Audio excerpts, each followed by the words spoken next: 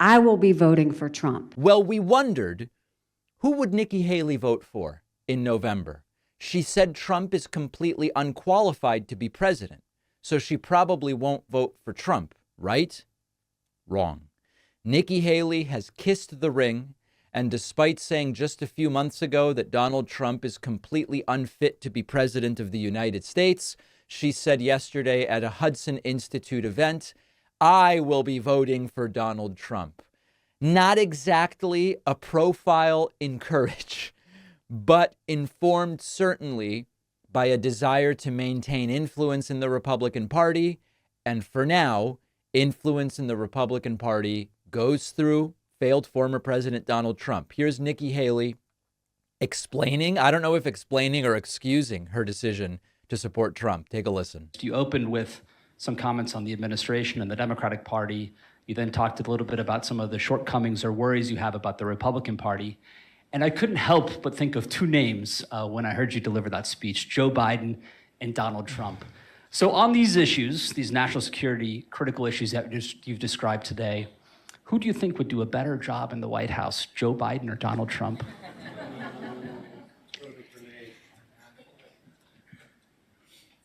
As a voter,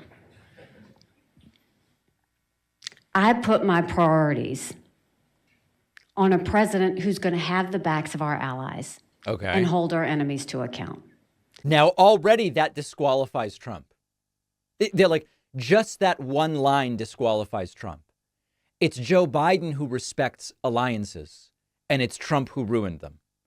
It's Joe Biden who is skeptical of authoritarian autocrats around the world, and it is Trump who's enamored with Kim Jong-un, to whom he wrote beautiful love letters, Putin, Duterte, Xi, right? So just we've already disqualified Trump, but she's voting Trump. Who would secure the border, no more excuses. A president who would support capitalism and freedom. A president who understands we need less debt, not more debt. Remember that Trump blew up the debt.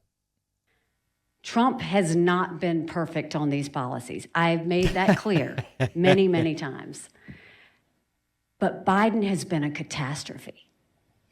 So I will be voting for Trump.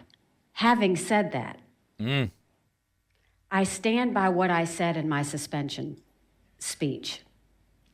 Trump would be smart to reach out to the millions of people who voted for me and continue to support me, and not assume that they're just going to be with him. And I genuinely hope he does that. What a courageous Nikki Haley, right? So listen, the desire to maintain influence in the Republican Party, which at least now goes through Trump, led her to this. There's no real way to stay in the dialogue and to get power right now in the Republican Party. I mean, look at Mitt Romney. Mitt Romney is, for all of his faults, extraordinarily experienced, far more sane and rational than these MAGA people. And yes, he's retiring, and that's, I guess, by his own choice, although maybe it's one of these, if the party is MAGA, I don't want anything to do with it sort of things. He's in his mid-70s. But no one cares what Mitt Romney thinks within the Republican Party. We think he's kind of interesting from the outside because he's willing to depart from MAGA to a degree. So Nikki Haley wants to remain in the public eye and wants to remain with some access to power. Now, her statement also underscores that there is not unified support for Trump. She correctly points out there are millions who supported me rather than him, and he should reach out to us. And there's this struggle within the Republican Party to consolidate around a single candidate. And, 40% of the primary vote going to someone other than Trump doesn't really speak to extraordinary satisfaction with Trump. But this allows her at the end of the day to align with the front runner. She still is retaining her own political identity by saying there are these millions of voters who voted for me. And she's positioning himself maybe to be a power broker within the Republican Party. The second part of this, which led to a lot of speculation, is this part of setting herself up to be VP, or has that already been determined? And that's what I want to talk about next.